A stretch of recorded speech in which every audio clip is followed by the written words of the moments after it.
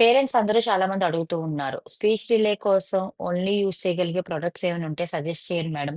So, నన్ను consult అవ్వకుండా only speech delay అయితే కనుక వాగ్దేవి రసాయనం అండ్ నోస్టో బ్రెయిన్ డ్రాప్స్ వీటిని యూజ్ చేయొచ్చు మీరు.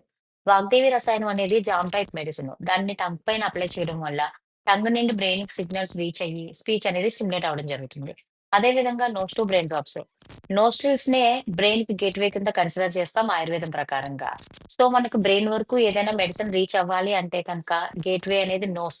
సో, నోస్ట్రిల్స్‌లో వేసే మెడిసిన్ డైరెక్ట్‌గా బ్రెయిన్‌కి రీచ్ అయ్యి అక్కడున్న primary speech area and secondary speech ఏరియాని స్టిమ్యులేట్ చేస్తుంది. సో, వాగ్దేవి రసాయనం and nose to brain drops daily use చేయడం వల్ల మీకు 30-90 డేస్‌లోనే స్పీచ్‌లోని ఇంప్రూవ్‌మెంట్ కనిపించడం, లేదంటే స్పీచ్ క్లారిటీ డెవలప్ అవ్వడం, అండర్‌స్టాండింగ్‌లోని ఇంప్రూవ్‌మెంట్ రావడము, అండ్ ఎమోషనల్ బాండింగ్ డెవలప్ అవ్వడము, అండ్ అవేర్‌నెస్ కూడా డెవలప్ అవుతుంది. ఎందుకంటే nose to brain drops emotional రెస్పాన్సెస్‌ని స్టిమ్యులేట్ చేయడంలో బాగా హెల్ప్ చేస్తుంది.